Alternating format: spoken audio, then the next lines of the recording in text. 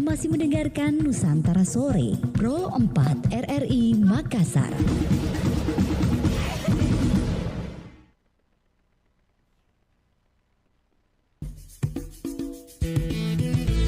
Nusantara Sore, Pro 4 RRI Makassar. Assalamualaikum warahmatullahi wabarakatuh. Selamat sore sahabat budaya dimanapun saat ini Anda berada. Senang sekali rasanya saya Emi Bafadal hadir temani Ki semua dalam Nusantara Sore. Ini kita bersama Ibu Dr. Haja Fatmawati Eskep MKes dan juga merupakan dari DPC IWAPI Takalar ya, DPC Takalar ya untuk IWAPI. Dan di kesempatan sore hari ini kita akan membahas tentang kiat menjadi dosen dan juga menjadi seorang pengusaha. Beliau ini saya bacakan dulu CV atau kurikulum vitae dari beliau. Beliau merupakan lahirnya di Takalar 3 November 1963, pekerjaan sekarang dosen DPK Kopertis wilayah 9 Sulawesi. Dan juga untuk di Makassar sendiri alamatnya di Angin Mamir Residen ya, Blok D4. Riwayat pendidikan SD Negeri 8 Baba Kabupaten Takalar, SMP Negeri 1 Kabupaten Takalar, SMA Negeri 358 Kabupaten Takalar, dan juga D3 Akper Depkes Banta-Bantaeng, serta S1 jurusan keperawatan Unpad Bandung, S2 program studi biomedik Unhas Makassar dan ilmu kedokteran Universitas Hasanuddin Makassar pada program S3. Nah, untuk pengalaman pekerjaan sangat luar biasa sekali. Beliau ini adalah tenaga pelaksana keperawatan Rumah Sakit Faisal pada tahun 86 sampai 89, dosen Akper Depkes Banta-Bantaeng, dosen Poltekkes Makassar, dosen DPK Kopertis wilayah 9 Sulawesi, dan staf dan dosen Akper Muhammadiyah Makassar. Untuk pengalaman organisasi, saya tidak bisa sebutkan satu persatu, cukup banyak sekali. Saya langsung saja menyapa beliau ya. Saya panggilnya Kak Fatma. Kak Fatma ini, saya langsung saja menyapa beliau. Assalamualaikum, Kak Fatma, bisa dengar suara saya? Assalamualaikum warahmatullahi wabarakatuh. Sehat-sehat Jiki Kak? Alhamdulillah sehat. Alhamdulillah sehat katanya ya.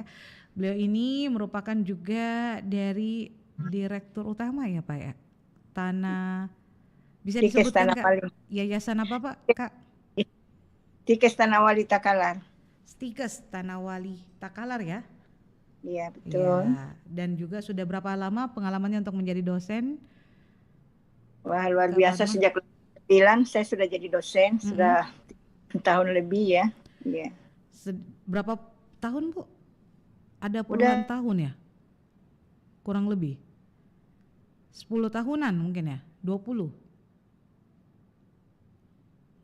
Ya, kita terhubung sama beliau ini langsung dari Kabupaten Takalar ya, sahabat budaya. Jadi ini mohon maaf ini saya kurang jelas mendengar suara Ibu. Silakan diulang Bu Fatma, mungkin diawali dengan awal mula karirnya sebagai seorang pendidik, kemudian juga sekaligus perkenalan ya, secara langsung ke pendengar kita dan penjelasan biografi singkatnya. Saya tadi cuma baca sedikit saja. Silakan Bu, langsung saja. Ya, terima kasih. Assalamualaikum warahmatullahi wabarakatuh dan selamat sore Nusantara. Apa istilahnya? Ya, sore. Iya. Cara Nusantara Sore. Kalau saya sendiri ya tadi saya sampaikan nama saya Fatmawati. Saya bekerja di saat ini adalah dulu nama Kopertia, sekarang L2 Dikti ya. Iya, L2 betul. Dikti ya. Kemudian kalau keluarga sudah suami pasti satu, ya. Anak 3, ya. Anak kami alhamdulillah semua sudah, mudah-mudahan yang ketiga ini bisa bertambah dan kedua sudah jadi dokter, mudah-mudahan yang ketiga juga jadi dokter. Amin. Ya. Itulah kebanggaan kami dan sebagai ibu rumah tangga dan sebagai pendidik. Nah itu.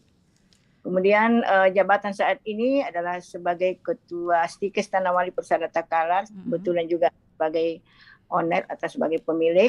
Ya, kemudian masalah organisasi ya, saya di IWAPI jabatan kami adalah WKU 10 di IWAPI Sulsel dan saya masih saat ini sebagai Ketua DPC IWAPI Takalar. mungkin perkenalan. Kalau masalah pekerjaan, saya tetap sebagai dosen, dan juga ada beberapa usaha-usaha kami yang kami rintis, termasuk masalah perguruan tinggi yang sejak 2006 kami rintis mendirikan yayasan. Sampai saat ini alhamdulillah kami melayani ada 3 prodi, tapi di samping usaha-usaha melalui pendidikan, kami juga ada usaha bisnis lain seperti catering dan usaha dagang yang kami rintis, ya. Kebetulan saya juga sebagai ketua Kadin Takalar. Oke, ketua Kadin ternyata ini. Ya. Ketua Kadin Takalar ya. Aduh, Ya, luar ya. biasa ini. Ya, kalau di aspek sosial, iya. Kita kebetulan pengurus PMI Kabupaten Takalar. Ya. Dan di profesi kami sendiri, kami juga masih sebagai penasehat Persatuan Perawat Nasional Indonesia di Kabupaten Takalar dan sebagai anggota juga. Ya. Jadi penasehat. Ini kami juga pengurus pusat Asosiasi Pendidikan Nurse Indonesia. Ya. Nah, kami 2 periode sudah menjalankan tugas sebagai Asosiasi Pendidikan Nurse Sulawesi. Baru 2 hari yang lalu dilantik pengganti saya. Selama 10 tahun ini kami 2 periode kami rintis itu untuk sebagai Ketua Asosiasi Pendidikan Nurse Indonesia. Tapi di L2 Dikti sekarang saya masih Ketua Forum Pendidikan Keperawatan di L2 Dikti. Itu mungkin perkenalan awal saya. Ya, oke. Aduh, saya tidak bisa bicara, ini orang luar biasa ternyata lawan bicara saya saat ini. Senang sekali Kak Fatma bisa ketemu dengan Anda, luar biasa ini. Jadi benar kalau saya merasa bahwa yang saya temani bicara ini adalah dari bidang kesehatan, ya. Beliau ini adalah alumni nurse, ya, atau keperawatan, dan beliau sempat menjadi ketua asosiasi nurse, ketua asosiasi pendidikan nurse ya Indonesia. Ya. 2 periode ya. 2 periode ini, dan sekarang juga merupakan ketua Kadin Takalar ya. Selain ketua DPC IWAPI Takalar juga ketua Kadin. Ini kita mulai dari mana ini, saya sampai bingung ini. Saya mulai dari pendidikan ini. Karena untuk membuat sebuah kampus pendidikan itu tidaklah mudah gitu.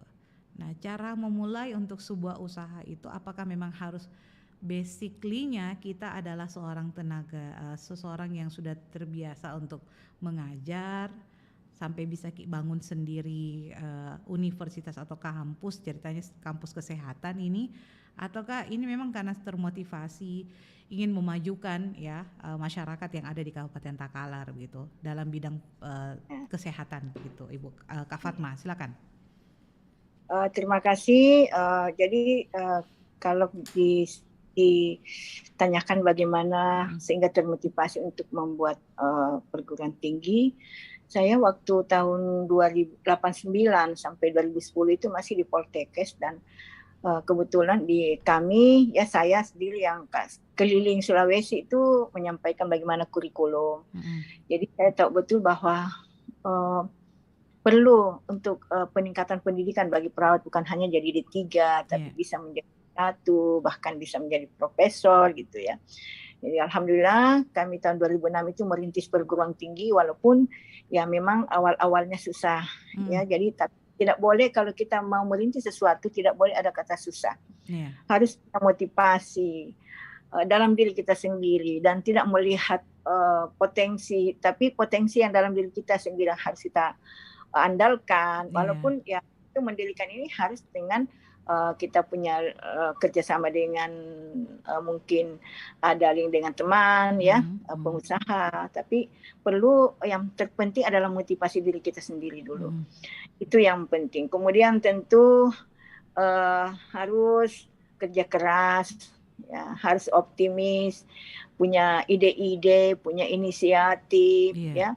Jadi punya kreativitas yang tinggi, karena pendidikan ini gampang-gampang susah dan luar biasa ya, karena di samping kita berharap bahwa mendirikan pendidikan ini ada sesuatu yang kita harapkan bahwa untuk meningkatkan derajat khususnya dalam pendidikan, termasuk kan di seluruh Indonesia. Saya kira salah satu indeks IPM itu adalah peningkatan pendidikan, selain ekonomi, ya salah satu indikatornya adalah pendidikan. Nah pada saat itu kami melihat di Kabupaten Takalar belum ada perguruan tinggi, di bagian selatan masih kurang, sehingga kami termotivasi untuk mendirikan itu satu pendidikan yayasan. Tentu kan dialog dulu bagaimana kita membuat yayasan, kan itu dasarnya, kemudian ada ahunya, kemudian kita melanjutkan dengan pengajuan proposal untuk mendirikan perguruan tinggi ke Dikti. Nah, tahun 2006 itu memang masih sangat-sangat susah bagaimana kita melakukan pendirian perguruan tinggi, divisitasi dan sebagainya, tapi itu yang saya maksud, kita harus kerja keras dan tentu punya motivasi diri bahwa salah satu untuk mendirikan dan juga bagaimana membantu masyarakat Takalar supaya perguruan tinggi ini ada di sana di Kabupaten Takalar untuk meningkatkan IPM kabupaten. Ya, jadi saya kira hampir di seluruh Indonesia itu indikatornya adalah bagaimana meningkatkan pendidikan. Ini yang memotivasi kami, dan kami ya sendiri tahu betul bahwa proses-prosesnya itu seperti apa mendirikan, dan tidak semerta bahwa harus orang yang punya gawe di pendidikan untuk mendirikan pendidikan perguruan tinggi, tidak. Orang umum pun bisa, masyarakat umum bisa, ya, tetapi ya tentu lebih bagus lagi karena orang yang punya aspek pemahaman di situ kemudian mendirikan pendidikan itu. Jadi saya kira itulah motivasi kami kenapa kami mendirikan perguruan tinggi, walaupun kalau dilihat dari kami sebagai pegawai negeri modalnya dari mana, tapi itulah banyak peleha-peleha kami dari. Kak Fatma, bisa dengar suara kami? Banyak kolega-kolega dari kami tadi Sulsel yang sangat memberikan motivasi, ya, tadi Sulsel yang 2 periode beliau, itulah saya seperti kakak, seperti saudara yang selalu memotivasi bagaimana kita membuat usaha. Nah, kebetulan kami rintis adalah sebenarnya kalau kita berbicara pendidikan itu usaha yang nirlaba ya, walaupun ada di dalamnya, tapi ya mungkin di samping hal ada sesuatu, tapi ada akhiratnya yang kita harus megang itu, karena ya kita semua akan kembali ya ke akhirat. Yang kita bawa apa tentu adalah bagaimana kita, apa yang kita bisa perbuat ke masyarakat gitu. Masya Allah. Itu ya, itu yang menjadi motivasi kami, sehingga kami anggap bahwa pendidikan ini ya luar biasa yang harus kita tingkatkan, karena sangat menolong orang-orang Takalar di mana tidak perlu lagi ke Makassar untuk bayar kos-kosan dan sebagainya, dan meningkatkan ekonomi sekitarnya juga gitu ya, sekitar Takalar. Jadi itulah kami juga insya Allah akan meningkatkan untuk bisa menjadi universitas, karena di bagian selatan ini kita masih belum, kalau saya tidak salah baru 1 universitas di bagian selatan ya, Sulawesi. Nah itu yang cita-cita kami. Jadi ya kalau kita punya niat, punya cita-cita dan punya motivasi, ya kita punya proaktif, insya Allah, dan apa yang kita citakan insya Allah bisa tercapai. Oke. Baik, itu tadi adalah kiat yang disampaikan oleh beliau ini, dan kita lanjut lagi ke pertanyaan selanjutnya ini yang membuat saya juga tertarik ingin tahu lebih itu. Tentunya tidak mudah untuk membuat atau menangkap peluang bisnis di era zaman sekarang gitu ya Kak Fatma. Nah bagaimana caranya untuk menangkap peluang, karena mendirikan sebuah pendidikan tinggi itu tidaklah mudah dan pasti membutuhkan dana yang sangat luar biasa. Nah, untuk menangkap peluang bisnis di bidang pendidikan gitu, strategi apa sih sebenarnya yang dimiliki oleh Kak Fatma? Seperti yang tadi disampaikan, mungkin ada beberapa strategi lainnya yang mungkin bisa menjadi motivasi juga buat masyarakat kita agar bisa juga seperti Kak Fatma gitu. Kalau di bidang pendidikan itu yang sudah sangat jelas ya, bahwa harus kita mengawal mutu, mengawal kualitas, ya. Mutu dan kualitas itu penting. Ya, sangat penting, dan nilai lulusan kita dan kerjasama kita, ya, dengan yang lain baik dalam negeri maupun luar negeri, karena kebetulan kami adalah pendidikan kesehatan, kami sangat bekerja sama di dalam dan luar negeri, ya. Jadi seperti luar negeri itu kami kerjasama dengan Cheng Kung University Taiwan, ya, sehingga untuk peningkatan SDM itu kami free, tidak membayar dosennya untuk kuliah di sana. Dan itu kami pun fasilitasi untuk semua perguruan tinggi yang mau lanjut studi di Cheng Kung University, dan itu sudah beberapa perguruan tinggi yang sudah mengirim. Yang penting di sini adalah bahasanya, ya. Kebetulan dosen kami juga ada pendidikan di sana, itu S2 dan lanjut S3, itu biaya Cheng Kung University. Jadi fasilitas segala macam itu dibiayai. Kemudian dalam negeri saya kira banyak ya. Kalau kesehatan kan kita tentu harus kerjasama dengan rumah sakit baik di Makassar, ya kami juga mahasiswa kami sering kunjungan ke Jakarta dengan rumah sakit yang TPA dan TPB yang ada di Jakarta, seperti Rumah Sakit Harapan Kita, Cipto, spesifik seperti Darmais untuk khusus kanker. Jadi itu yang kami tempuh dalam hal itu, sehingga mahasiswa kami itu lulus itu tidak mudahlah untuk mendapatkan pekerjaan karena banyak keterampilan yang dia peroleh selama pendidikan. Kemudian dosen-dosennya juga, ya. Jadi kalau kita berbicara pendidikan, ya bagimanalah dosennya kita tingkatkan sumber daya manusianya. Akhirnya kami itu menangkap peluang itu. Jadi ada free atau gratis dari pembiayaan dari L2 Dikti, ya kami ajukan cepat, kuliah cepat, sehingga dosen-dosen kami ini sudah semua S2, kualifikasi S2, bahkan sudah kami ada 6 doktor, dan itu semua sudah sertifikasi dosen. Di mana kalau sertifikasi dosen. Halo, saya dengarkan suara kami, Kak Fatma. Nah itu yang nah itu kemudian tentu selain sumber daya manusia yang sangat penting kita perhatikan adalah sarana dan fasilitas. Saya kira sarana dan fasilitas ini ya kita ditunjang juga oleh Dikti kalau memang kita PTS sehat, karena kami perguruan tinggi swasta, ya tiap tahun bisa mendapatkan dana hibah gitu ya untuk laboratorium, ya kami kan laboratorium keperawatan, laboratorium kebidanan, ya itu lengkap semua alatnya. Kemudian kami lengkapi dengan CBT Center. Jadi CBT Center ini adalah itu disewa oleh L2 Dikti untuk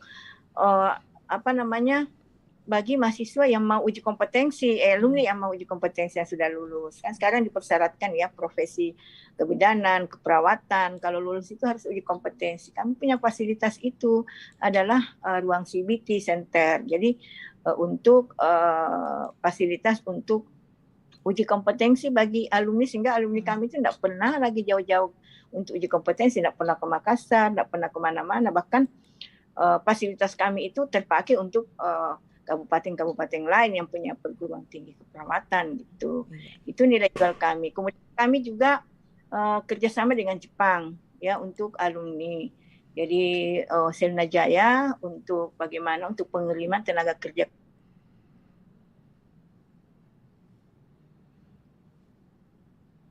Jangan kita hanya meluluskan, tapi kita memikirkan bagaimana mahasiswa alumni kita ini bisa bekerja gitu. Sehingga kami bekerja sama juga bagi Jepang ya. Ini insyaallah ada beberapa ya yang kami kerjasama untuk bagaimana supaya lulusan kami ini bisa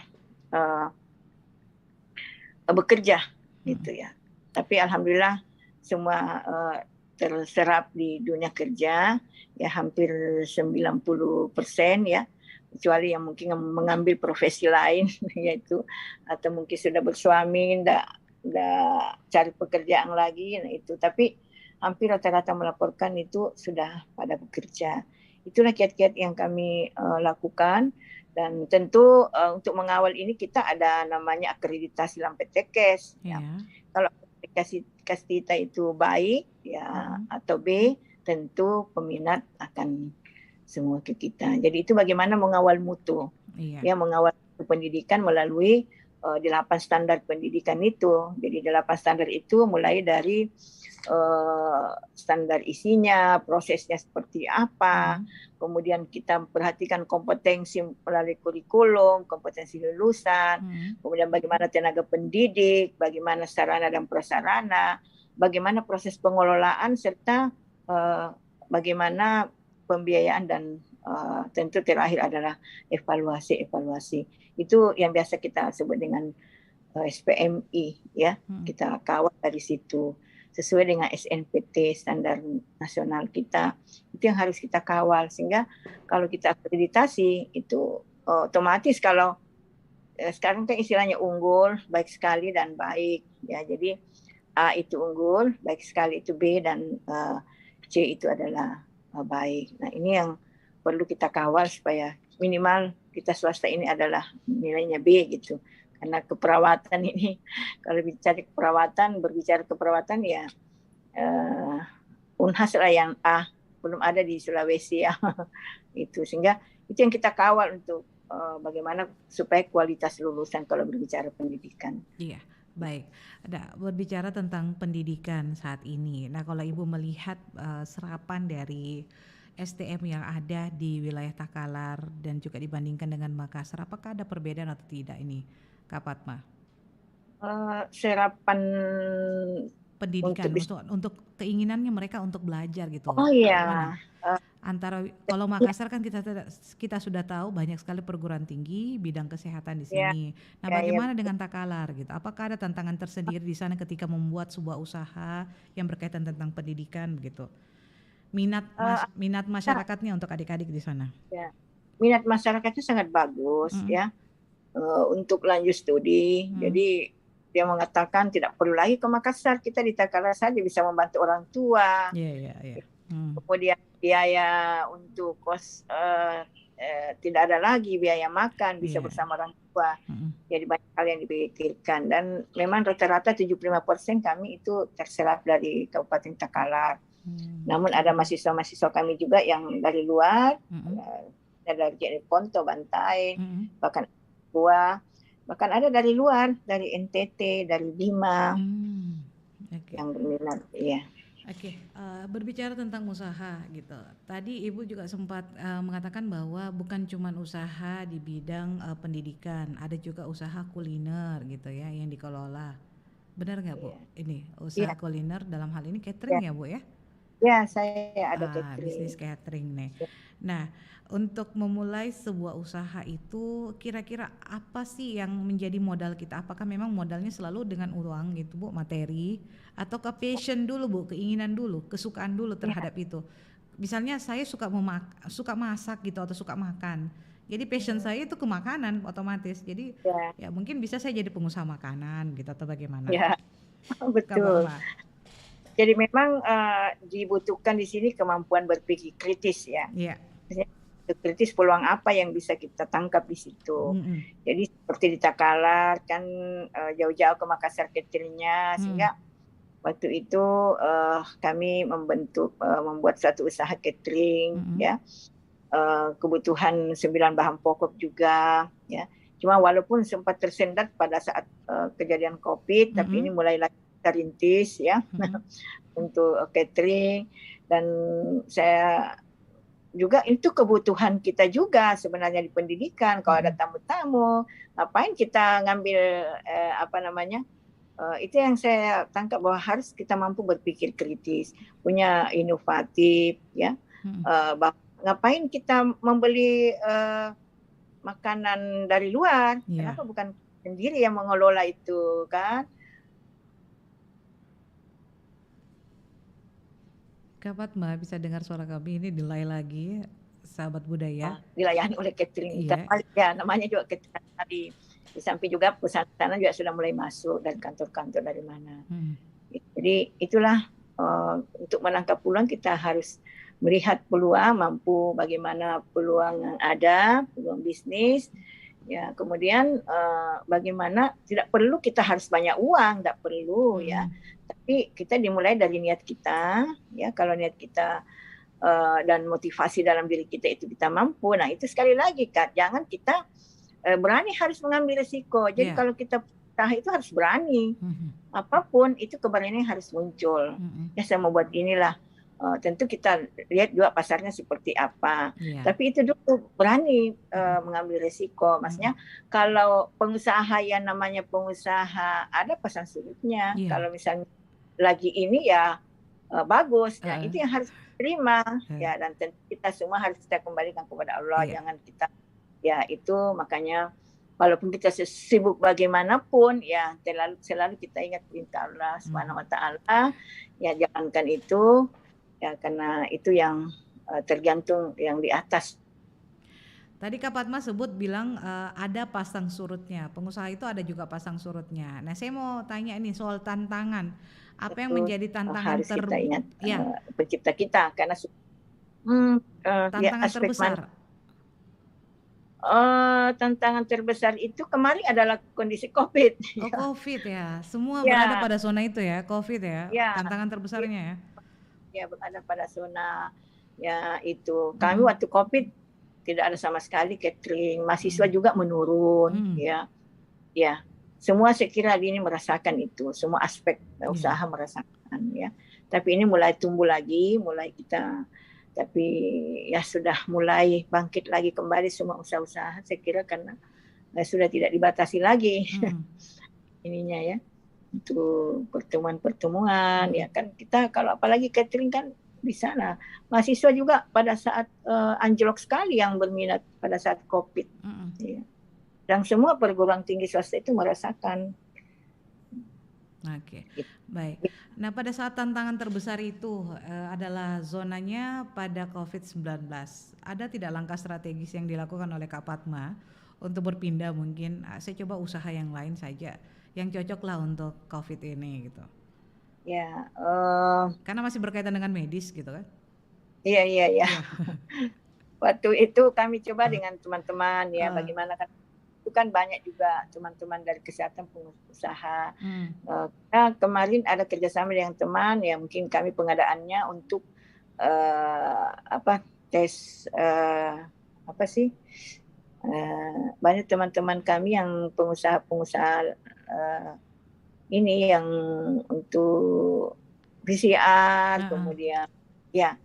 Jadi itulah yang saya katakan, kita harus tangkap peluang apa ini yang kita, kemudian makanan online ya, ya juga melayani makanan-makanan online yang catering. Iya. Oke, jadi tetap berusaha ya di tengah pandemi gitu Kak Padma ya? Ya, tetap berusaha. Cuma saya juga sempat kena COVID. Oh, Kak Padma sempat juga kena COVID pada saat itu? Pada saat itu ya. Beberapa teman, sehingga kita juga kadang-kadang nggak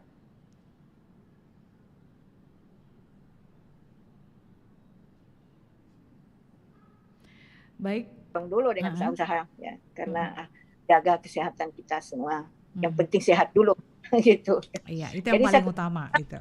Iya, tahun pertama itu memang sama sekali tidak berpikir. Iya. Dipenuhi dengan ketakutan, sehingga mau keluar takut dan sebagainya. Sehingga tahun kedua baru bisa mulailah. Ya. Yang pertama saya kira semua orang di rumah dulu. Oke, Kak Padma, kita akan lanjut lagi Kak Padma. Kita break dulu, kita rehat dulu sejenak. Satu lagu ini saya mau hadirkan kepada pendengar kita. Sembari nanti kita ngobrol lagi, jangan ditutup dulu ya. Kita break sejenak dulu dengan satu tembang berikut ini. Baik sahabat budaya, kita lanjutkan nanti selepas lagu dari Anggun ya dengan Mimpi.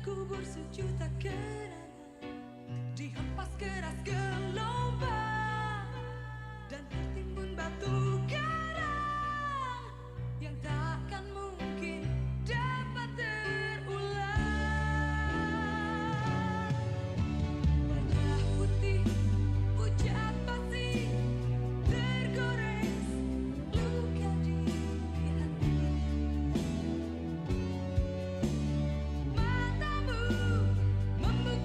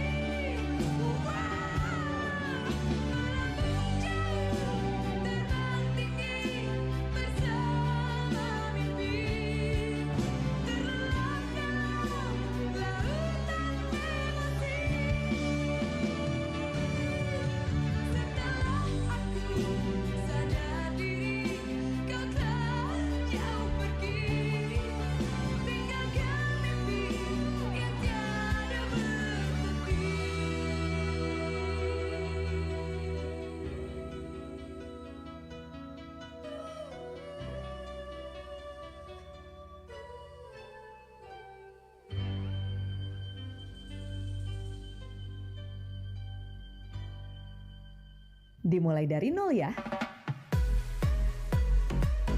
Suara tadi tentu sudah tidak asing lagi kita dengar khususnya di SPBU. Tapi tahukah Anda apa itu SPBU?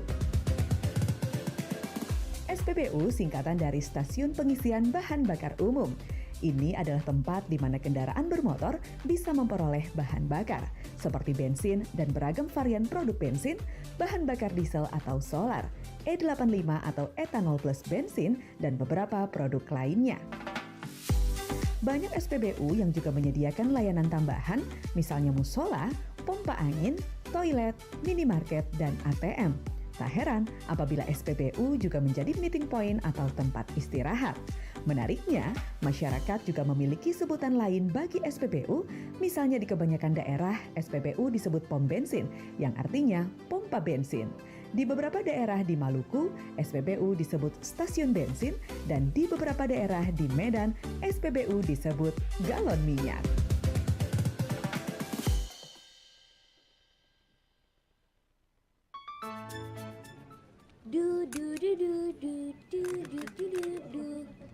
Lagi ngapain? Staplesin uang biar gak kececeran. Loh, jangan. Sini uangnya. Kenapa sih, Adi? Aduh, lupa bawa catatan lagi.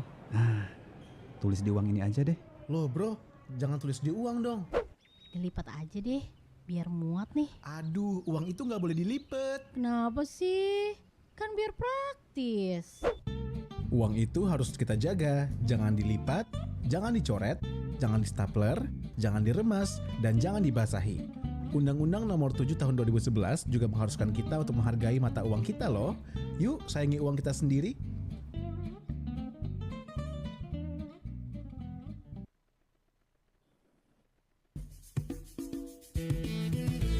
Nusantara Sore, Pro 4 RRI Makassar.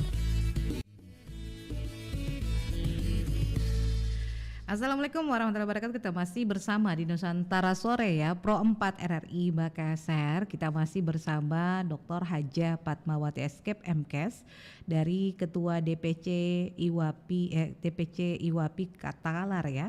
Dan juga beliau merupakan pemilik dari Stikes Tanah Wali Takalar dan juga Ketua Kadin ini Takalar. Aduh, banyak sekali ini yang perlu saya sebutkan satu-satu ini. Dan sahabat budaya, ini kita berbicara tentang kiat menjadi dosen dan pengusaha. Tentu Kak Fatma bisa dengar suara saya? Iya. Tidak mudah untuk menjadi seorang pendidik, seorang dosen dan juga seorang pengusaha, dan juga harus menjadi ibu ya. Nah, bagi tips dong Bu, gimana caranya membagi waktu ini di antara kesibukan Ibu? Banyak sekali ini Ibu bisa menjadi penasehat juga Persatuan Perawat PPI ini, Persatuan Perawat Indonesia, kemudian juga sempat juga menjadi Ketua Asosiasi Pendidikan Nurse dan juga Ketua Kadin, dan masih banyak lagi kesibukan lainnya. Bahkan PMI ini Takalar. Di tengah-tengah atau di antara kesibukan ini, gimana bagi waktunya Bu untuk kehidupan sebagai bermasyarakat dan juga kehidupan di dalam rumah tangga sebagai seorang ibu, seorang istri ini? Ya, terima kasih Ibu Nusantara Sore. Ya, sangat. Jadi kalau kita berbicara masalah bagaimana membagi waktu ya, memang merasa bahwa waktu itu terlalu cepat berlalu gitu. Tidak cukup kalau kita berbicara apa yang kita tadi pekerjaan saya yang sebagai dosen ya, tentu harus berhadapan dengan mahasiswa. Tapi kami membagi waktu itu tentu kami juga sebagai ibu rumah tangga. Iya. Itu saya kira tugas utama kita sebagai ibu ya. Jadi alhamdulillah kalau kami sebagai ibu rumah tangga menganggap bahwa tugas kami itu alhamdulillah dilakukan dengan baik ya.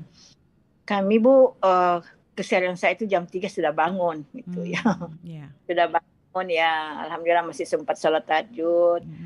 Subuh, setelah subuh menyiapkan makanan pagi buat anak-anak ya, buat suami. Kalau saya mau berangkat pun itu hidangan makan sudah siap ya. Jadi saya selalu memperhatikan itu, jangan sampai anak saya menjadi stunting. Itu dari kecil sudah kebiasaan seperti itu. Jadi karena saya kira ini adalah bekal kita Kalau masalah harta dan sebagainya itu adalah kita tidak akan bawa mati, tapi yang kita bawa itu bagaimana mampu kita mendidik anak-anak kita. Itu yang selalu saya menganggap saya berhasil, bukan karena saya banyak usaha, tapi bagaimana kemampuan saya untuk bisa mendidik anak-anak saya untuk bisa bermanfaat bagi masyarakat begitu.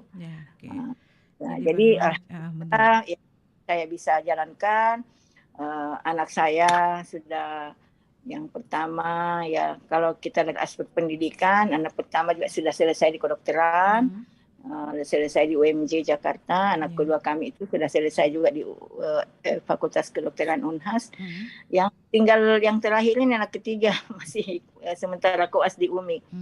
Nah, itulah yang kami harus jalani sehari-hari kami, dan tentu membagi waktu ke organisasi dan tugas pokok kami kan sebagai dosen. Hampir memang Bu, saya tiap hari kita kalar ya. Hampir tiap hari ya. Kalau ada kegiatan lagi dari Ibu Ainun di di UAPI Makassar, karena kami baru periode pertama ini duduk di Sulsel sebagai Wakaus 10, memang banyak yang harus kita kerjakan itu di sana, yang mungkin berharap bahwa nanti insya Allah ke depan, karena pas kita masuk juga kondisi COVID sehingga banyak program-program kita yang di UAPI Sulsel ini belum bisa tercapai dengan optimal. Tapi alhamdulillah sudah banyak ya, setelah pasca COVID ini sudah banyak kegiatan-kegiatannya ibu kita ini sangat aktif Ibu Ainun ya, luar biasa. Ya, jadi untuk membagi waktu, alhamdulillah kalau tugas pokok kami mendidik anak-anak kami itu kami anggap ini ya. Kemudian tugas organisasi, saya menganggap bahwa tugas organisasi ini adalah merupakan juga berbagi pengalaman, kemudian bersilaturahmi dengan teman kita. Terkadang dari situ kita ketemu dengan orang, bisa dapat lagi usaha, tip-tip seperti bagaimana kita bisa berusaha. Jadi saya tidak menganggap bahwa itu satu kerepotan, tidak. Tapi saya menganggap bahwa dengan jabatan ini saya punya pengalaman lagi di situ, di aspek Kadin misalnya, di aspek IWAPI. Mungkin selama ini saya sebagai perawat, saya sebagai pendidik. Setelah kami bergaul dengan mereka, oh seperti ini kita bisa berusaha, punya wirausaha. Jadi muncul di sana kreativitas kita, muncul di sana motivasi kita. Dan memang yang utama itu adalah harus tentu memang kita harus kerja keras, dan walaupun kita setinggi apapun harus kembali kepada kuadrat kita adalah sebagai ibu rumah tangga. Tentu bagaimana kita mengurus suami dan bagaimana mengurus anak-anak untuk bisa berhasil, kan itu adalah modal kita. Nah, saya kira itu Ibu. Kalau masalah usaha di pendidikan, saya kira kami tidak terlalu repot, karena memang potensi saya ada di situ ya. Jadi kami tidak terlalu repot di situ. Jadi kami, keberadaan kami di Makassar, di Takala juga setiap ada ini, Ibu deh ke ketua. Jadi kebetulan saya juga ketua kami di atas sana ya, untuk anak-anak HMI dan sebagainya. Ya, kami juga kebetulan di Takala itu ketua kami. Jadi kami jalani dengan senang, dengan enjoy. Tidak ada yang kami menganggap bahwa itu stres, tapi kami menganggap bahwa itu adalah tambahan keilmuan bagi saya. Ya, tambahan pengalaman bagi saya di aspek. Kami juga pernah Bu masuk di politik gitu. Kami pernah politik berapa tahun kemarin, kami caleg DPR RI. Ya, tapi kami menganggap bahwa kami ke masyarakat itu Takalar, ya kami menganggap bahwa itu memang tugas kami gitu. Bahwa kami harus menyentuh mereka. Ya, di aspek selain dari aspek pendidikan, mungkin saya harus lihat kebutuhan apa dia yang inginkan. Jadi kesempatan saya untuk memberikan pemahaman dengan pendidikan, ya sambil waktu kami caleg DPR RI di Gerindra beberapa periode yang lalu. Tapi kami gagal di situ, kami tidak menganggap gagal, kami menganggap berhasil. Apa keberhasilan kami? Ketemu dengan masyarakat 100 desa yang ada di Takala gitu. Jadi kami tidak pernah merasa, saya optimis, itu yang harus saya lakukan. Dan membagi waktu, kalau kita berbicara waktu itu tidak cukup sebenarnya kalau dengan kondisi. Tapi kita selalu merasa bahwa hadapi dengan tidak mengalami stres, harus santai. Kemudian kita anggap itu adalah pengalaman hidup. kita anggap bahwa itu kita bisa mendapatkan ilmu di situ sesuatu. Kalau saya mungkin tidak masuk di Kadin, ya mungkin saya tidak ketemu dengan orang-orang besar, pengusaha-pengusaha besar. Ya, saya tidak pernah ketemu. Kalau hanya saya sebagai dosen, mungkin saya hanya ketemu dengan orang-orang pendidikan. Saya tidak pernah ketemu dengan orang-orang pengusaha. Sama dengan di WAPI, kalau saya tidak di WAPI, saya mungkin tidak ketemu dengan teman-teman yang punya pejuang-pejuang di wanita ini, ya. Wanita-wanita tangguh semua yang di samping sebagai ibu rumah tangga, dia sanggup juga bagaimana untuk menopang ekonomi keluarga. Betul, gitu. iya. Ya, itu yang terpenting. Jadi saya kira itu, Bu, kalau masalah waktu ya memang tidak cukup kalau kita menghitung waktu. Ya, tetapi kita menganggap bahwa apa yang kita kerjakan itu kita nikmati, harus kita enjoy di situ, tidak buat kita menjadi stres gitu. Jadi kita hadapi dengan tenang, dengan santai, yang jelas bahwa adalah manfaat yang kami peroleh di organisasi itu. Nah, jadi segala sesuatu yang kita jalani, bisnis apapun itu Kak Fatma, ini kita harus enjoy, kita harus syukuri, kemudian kita jangan bawa stres gitu ya. Ya, kita harus selalu optimis. Selalu optimis gitu. Ya. Ya, proaktif. Ya. Harus proaktif juga. Ya. Ini yang mungkin menjadi tantangan juga buat masyarakat kita ya, agar bisa maju. Ya, harus optimis. Mereka tidak harus boleh optimis, harus motivasi diri kita muncul. Ya. Oke, Kak Fatma, mungkin di penghujung waktu kita ini di menit terakhir, motivasi untuk bisa sampai sekarang itu apa sih yang membuat Kak Fatma kuat untuk menjalani semua rutinitas yang cukup padat ini gitu? Apa yang bisa membuat Kak Fatma kuat gitu sampai sekarang bisa berada pada zona ini, bisa menjadi dosen, bisa menjadi pengusaha, owner, kemudian juga direktur utama ya saya katakan, juga beberapa jabatan lainnya gitu. Apa yang membuat Kak Fatma kuat ini untuk berdiri sekarang gitu? Ya, pasti yang kalau kita berbicara kuat karena pasti Allah Subhanahu wa Ta'ala. Kita harus memegang itu dan menjalani perintah-perintahnya, ya.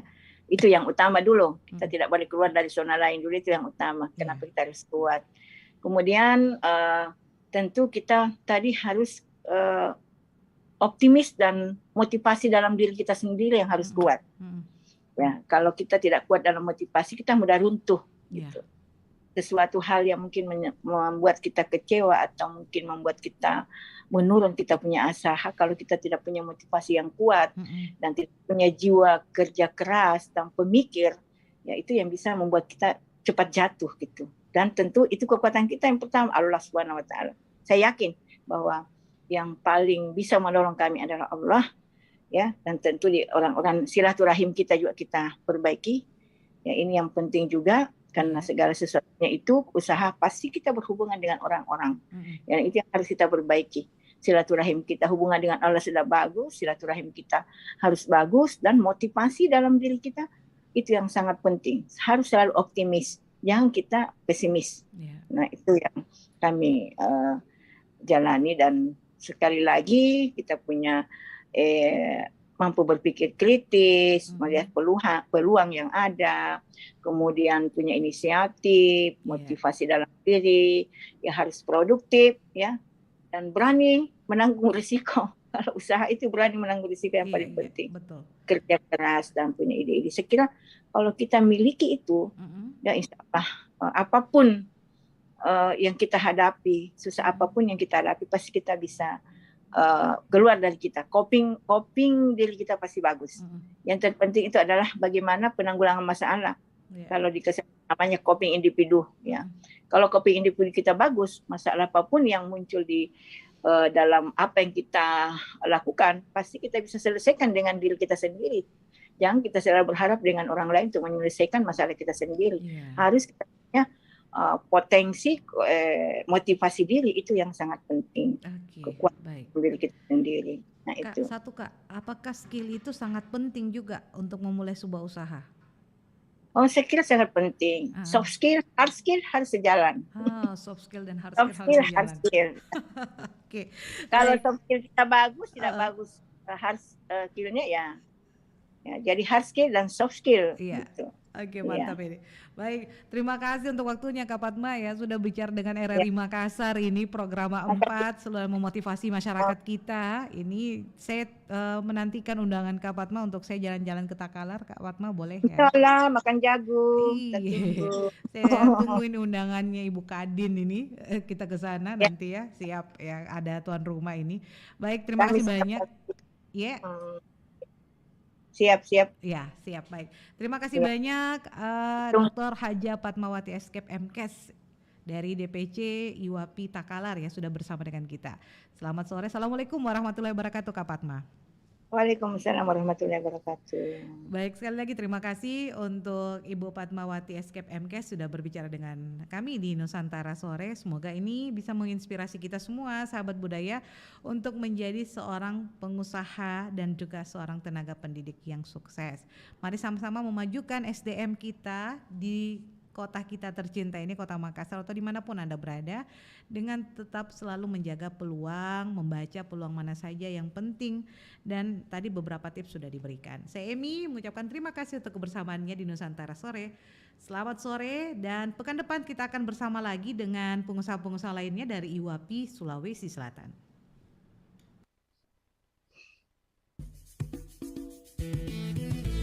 Nusantara Sore, Pro 4 RRI Makassar.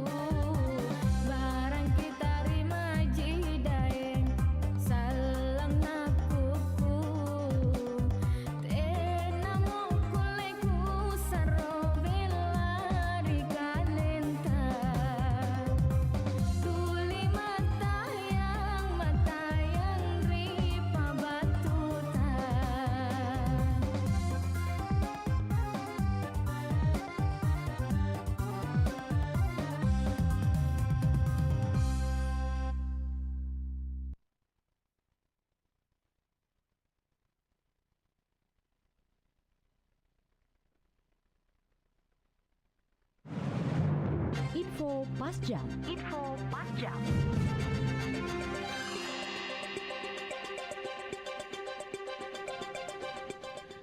Selamat sore, info pas jam kami hadirkan untuk Anda.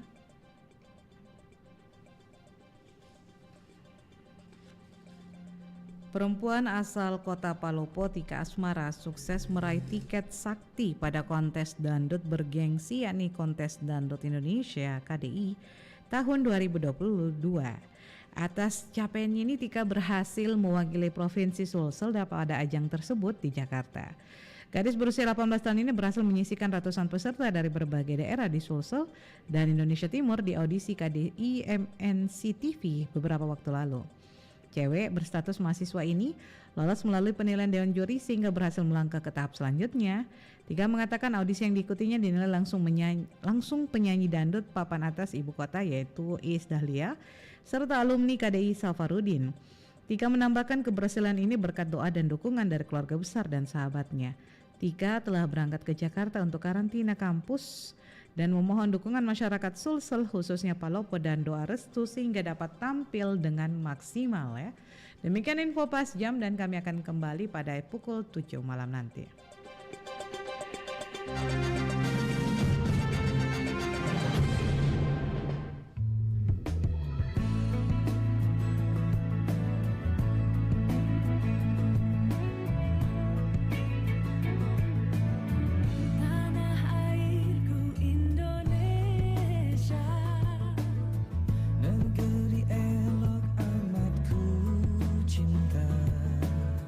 Tanah tumpah darahku yang mulia.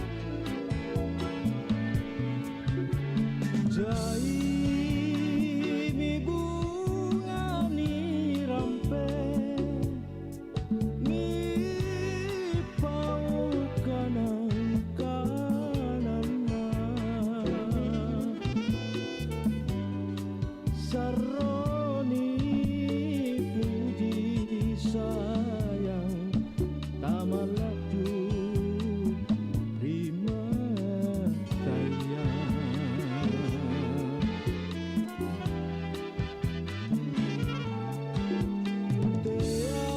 Teai bunga saruni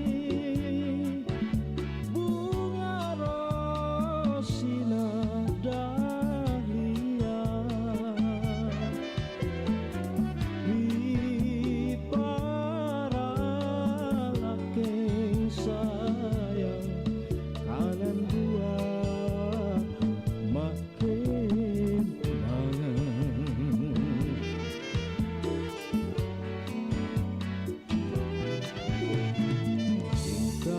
Ingkania seren pole Bombong tak cokori layar Kontur harani Rasa nana iri angin Tujuan si pamempoan Naku pare anela guan Di kampung layang sayang Di waktu sarah luar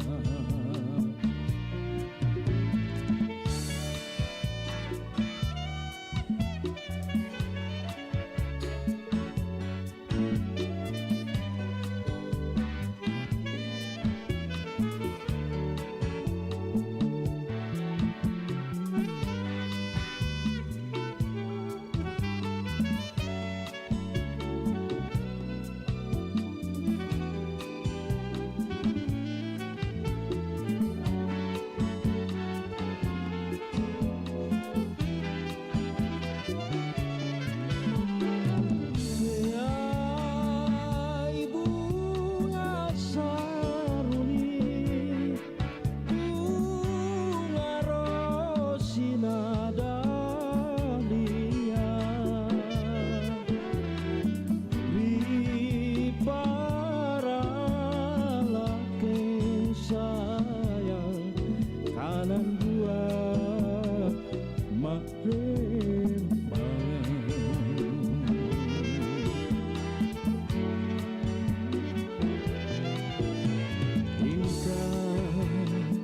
Nia seren pole Bombon tak cokori layar